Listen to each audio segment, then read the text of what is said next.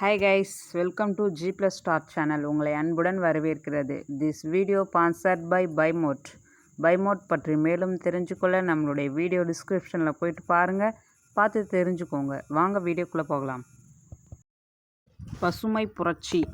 விடுதலை பெற்ற இந்தியா உணவு தட்டுப்பாட்டிலிருந்து விடுபட்டு வேளாண் துறையில் தொழில்நுட்ப மாற்றத்தை ஏற்படுத்தி மேம்பட்ட ஒட்டு விதைகள், மின்சாரம், நீர் மேலாண்மை, மேம்படுத்தப்பட்ட உரவகைகள், இயந்திரங்கள் ஆகியவற்றின் பயன்பாட்டால் உணவு தன்னிறைவு பெற்றதே பசுமை புரட்சியாகும்.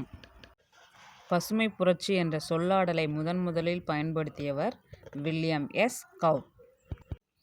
உலக நாடுகள் உணவு தட்டுப்பாட்டில் இருக்கும் பொழுது ஒரு நாடு மற்றும் உணவு தன்னிறைவு பெற்றது. அந்நாடுதான் மெக்சிகோ. அமெரிக்காவை சார்ந்த நார்மன் போர்லாக் என்பவர் மெக்சிகோவில் உள்ள ராக்பெல்லர் ஃபவுண்டேஷனில் வேளாண்மைக்கான ஆய்வை மேற்கொள்ளுவார். நார்மன் போர்லாக் கோதுமையில் முதலில் குட்டி ரக தாவரத்தை கண்டுபிடித்தார். அவைதான் HYVP high yield varieties program, அதாவது உயர்தர வீரிய விதை வித்துக்கள். பசுமை புரட்சி முதலில் அறிமுகப்படுத்தப்பட்ட பயிர் கோதுமை. இரண்டாவதாக அறிமுகப்படுத்தப்பட்ட பயிர் நெல். மேலும் உலகளவில் பசுமை புரட்சியின் தந்தை என்று அழைக்கப்படுபவர் நார்மன் போர்லாக் ஆவார். அவருக்கு 1970 நோபல் பரிசு வழங்கப்பட்டது. இந்திய பசுமை புரட்சியின் தந்தை யார்? உங்களுக்கு தெரிந்தால் கமெண்ட் பண்ணுங்க. மேலும் டாக்டர் MS சுவாமிநாதன் அவர்கள் நார்மன் போர்லாக்கை இந்தியாவில் வரவழைத்தார்கள். பிறகு இந்தியாவில் நெல் மற்றும் கோதுமையில் உயர்தர வீரிய விதை வித்துக்களை கண்டுபிடித்து செயல்படுத்தப்பட்டது.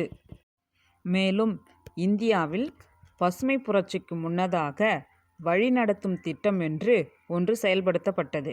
1960-61களில் இத்திட்டம் செயல்படுத்தப்பட்டது. வழிநடத்தும் திட்டம் 7 மாவட்டங்களில் செயல்படுத்தப்பட்டது. அவைகள் தஞ்சாவூர் தமிழ்நாடு, லூதியானா பஞ்சாப், பாலி ராஜஸ்தான், அலிகார் உத்தரப்பிரதேஷ், சஹானாபாத் பீகார், ராய்ப்பூர் சத்தீஸ்கர், மேற்கு கோதாவரி தெலுங்கானா. வழிநடத்தும் திட்டம் மூலமாக புதிய தொழில்நுட்பத்தை வேளாண் துறையில் பயன்படுத்தும் முயற்சி எடுக்கப்பட்டது. அதாவது அதிக விளைச்சல் தரும் ரகங்களை உற்பத்தி செய்வதற்கான திட்டம் ஆகும். பசுமை புரட்சியின் சாதனைகள். கோதுமை மற்றும் நெல் போன்ற பயிர்களில் உணவு உற்பத்தி பன்மடங்காக பெருகியது. இதன் தொடர்ச்சி அடுத்த வீடியோவில் பார்க்கலாம்.